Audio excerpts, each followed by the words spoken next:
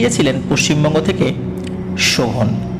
শোভনের বেশ কয়েকটি দারুণ ঘটনা আমরা কিন্তু আমাদের যে রেগুলার এপিসোডগুলো সেখানেও প্রচার করেছি, স্পেশাল এপিসোডেও আমরা প্রচার করেছি।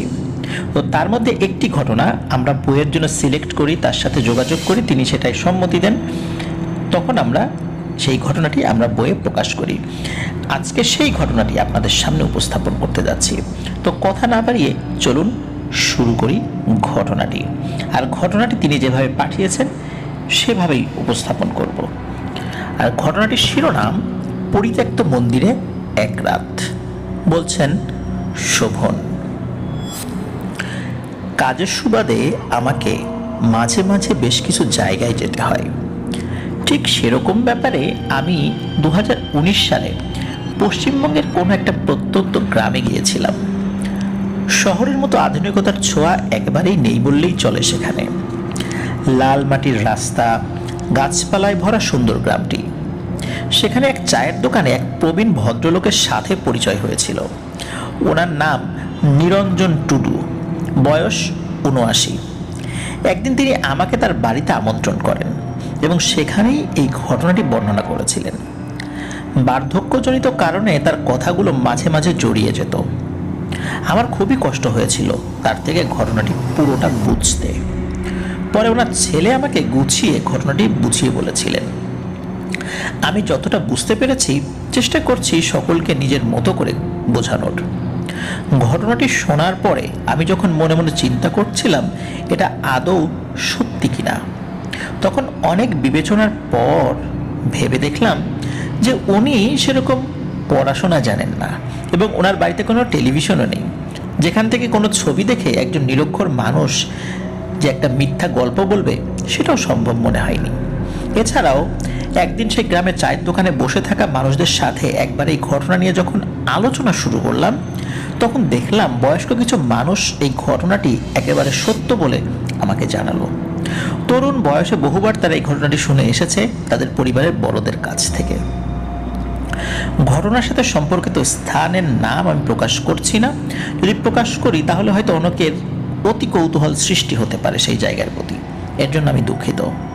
যে ছেলেটির সাথে ঘটনাটি হয়েছিল তার নাম হরেন মান্ডি, ডাকনাম পল্টু। আমি এখানে পল্টু নামটি ব্যবহার করছি। ঘটনাটির দুটি পার্ট রয়েছে, প্রথম পার্ট বা প্রথম ভাগ উপস্থাপন করছি। সালটা ছিল সম্ভবত 1943 অথবা 44। তখন পল্টুর বয়স হবে 17 কি 18-র মতো।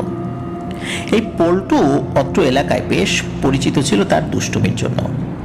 যেমন প্রচণ্ড ডানপিটে ও জেদি, তেমনি একরোখা ও সাহসী। বাবার অনেক জমি জায়গা ছিল, তাই তার বাবা বেশিরভাগ সময় জমির চাষবাস নিয়ে ব্যস্ত থাকত। ছেলেকে অনেকবার নিজের সাথে জমির কাজে নিয়ে যাওয়ার চেষ্টা করেছিলেন, কিন্তু কে শোনে কার কথা। ছেলে কোনো না কোনো অজুহাত দিয়ে বাড়ি থেকে বেরিয়ে যেত। প্রায় প্রতিদিনই তার বাবা কাজ থেকে ফিরে দেখতেন কোনো না কোনো মানুষ তার ছেলের দুষ্টমির বিরুদ্ধে নালিশের ঝুলি সাজিয়ে বসে রয়েছে। একদিন দুপুরের কথা, পল্টু পাড়ার ছেলেদের সাথে খেলাধুলা করছিল। খেলার এক পর্যায়ে একটা ছেলের সাথে ঝগড়া লেগে যায় তার। ক্রমেই ঝগড়া থেকে হাতাহাতি এবং হাতাহাতি থেকে মারামারিতে পরিণত হয়। রাগের মাথায় পল্টু একটা লাঠি দিয়ে আঘাত করে ছেলেটার মাথা ফাটিয়ে দেয়। এই ঘটনা পরে গ্রামে জানাজানি হয়ে যায় এবং সেদিন পল্টুর বাবাকে ভীষণ ঝামেলার মুখোমুখি হতে হয়। তিনি আহত ছেলেটিকে হাসপাতালে নিয়ে গিয়ে চিকিৎসা করেন এবং তার পরিবারের কাছে ক্ষমা চেয়ে নেন তার ছেলের এই কীর্তির জন্য। সেদিন বিকেলে তার বাবা তাকে রাগের মাথায় প্রচণ্ড পিটুনি দিয়ে বাড়ি থেকে বের করে দেয়। এর আগে পল্টু অনেক দুষ্টুমি করেছিল, কিন্তু তার বাবা কখনো গায়ে হাত তোলেনি। কিন্তু আজ ছেলেটা বাবার হাতে মার খেয়ে মনে খুব কষ্ট নিয়ে কাঁদতে কাঁদতে সে বাড়ি থেকে বেরিয়ে যায়। তার মা চোখে জল নিয়ে অনেক ডাকাডাকি করে ছেলেকে, কিন্তু ছেলে আর কারো কথাই শোনে না। ঘটনাটি এখান থেকে পল্টুর ভাষায় বলছে পল্টু। সন্ধে হয়ে গেছে প্রায়, মনের রাগ তবুও কম হয়নি। হাঁটতে হাঁটতে গ্রামটি পেছনে ফেলে প্রায় অনেকটা পথ অতিক্রম করা হয়ে গেছে। চারদিকে অন্ধকার হয়ে গিয়েছে, কিন্তু চাঁদের আলোয় অন্ধকারটা অতটা ঘন মনে হচ্ছে না।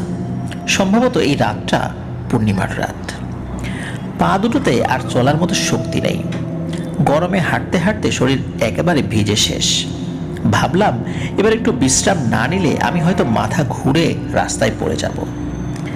রাস্তার এক পাশে ঘন গাছপালা, ঝোপঝাড়, আর এক পাশে ফাঁকা প্রান্তর। আশেপাশে কোনো মানুষ তো দূরের কথা, একটা কুকুর বিড়ালও দেখা যাচ্ছে না। চাঁদের আলোয় স্পষ্ট সামনে একটি ঘরের মতো দেখা যাচ্ছে, কিন্তু কোনো আলো জ্বলছে না। আমি 7-5 না ভেবে ওখানে চলে গেলাম। সামনে যেতেই বুঝতে পারলাম এটা একটা পুরনো ভগ্নপ্রায় মন্দির। মন্দিরের পাশে বিশাল বিশাল অনেক পুরনো গাছ আর ঝোপঝাড়ে ভর্তি। কিন্তু মন্দির হলে তো সেখানে প্রদীপ জ্বলবে, ফুল পড়ে থাকবে, আর প্রতিদিন পুজো হলে একটা অন্যরকম পরিবেশ থাকবে। কিন্তু এটা তো দেখে মনে হচ্ছে বহু যুগ ধরে বন্ধ হয়ে রয়েছে। দেয়াল ভেঙে আগাছা বেরিয়ে আছে, জঙ্গল হয়ে গিয়েছে। রাতের আলো আধারী পরিবেশে প্রথম বুঝতে পারছিলাম না যে এটা কোনো জায়গা না, এটা কোথায়, আমি কোথায় আসলাম। কিন্তু কিছুক্ষণ ভালো করে চারদিক দেখে বুঝতে পারলাম এটা সেই জায়গা যেখানে গ্রামের মানুষ তো দূরের কথা, একটা কুকুর বিড়ালও আসতে ভয় পায়। ছোটবেলায় মায়ের মুখ থেকে শুনেছিলাম এই জায়গাটা নাকি অভিশপ্ত, কিন্তু আমি তো ভয় পাওয়ার মতো কিছুই দেখতে পারছি না এখানে। আছেটা কি যে ভয় পাবো? কিন্তু একটা জিনিস আমি ভালো করে লক্ষ্য করলাম যে এতটা পথ হেঁটে এলাম, কোথাও কোনো রকম নিস্তব্ধতা ছিল না। রাতে যেসব পাখিরা ডাকে, তাদের ডাক বা ঝিঝি পোকার ডাক, এগুলো শুনতে পারছিলাম। কিন্তু এই নির্জন জায়গাটিতে আসার পর থেকে কেমন অদ্ভুত রকমের একটা নিস্তব্ধতা চারদিকে ছড়িয়ে রয়েছে। ঠিক যেমন ঝড় আসার আগে চারদিক শান্ত হয়ে থাকে, ঠিক তেমন পরিবেশ।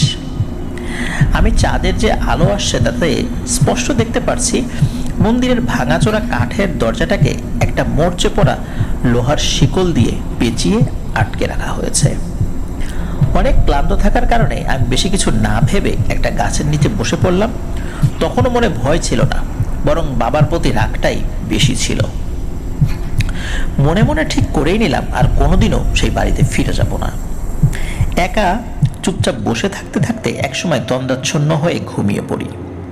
কতক্ষণ ঘুমিয়েছিলাম ঠিক খেয়াল নেই, তবে ঘুমটা ক্ষীণ হয়ে গেল দুটো কারণে। প্রথম কারণটা হলো একটা শব্দ, দরজা টানাটানির বিকট শব্দ।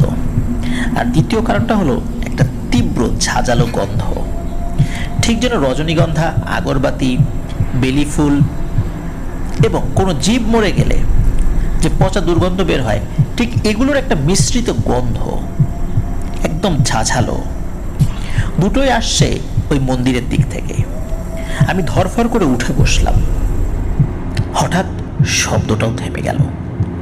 তখন সময়টা ঠিক মনে নেই, তবে রাত যে বেশ গভীর হয়ে গেছে সেটা কিন্তু স্পষ্ট বোঝা যাচ্ছে। হঠাৎ কোথা থেকে অসংখ্য জোনাকি পোকা এসে ওই ভাঙা ঘরের আশেপাশে ভরে গেল। হাজার হাজার জোনাকি পোকা।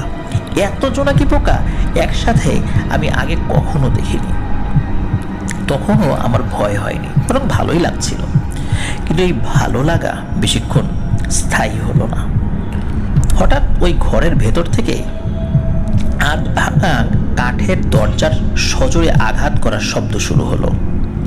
এই আধ ভাঙা কাঠের দরজার সজোরে আঘাত করার শব্দ শুনে আমি খুবই চমকে গেলাম। আমি অবাক হয়ে চুপচাপ দাঁড়িয়ে গেলাম, কিন্তু ভেতর থেকে ধাক্কাধাক্কি কিন্তু কমে নাই, হয়েই যাচ্ছে।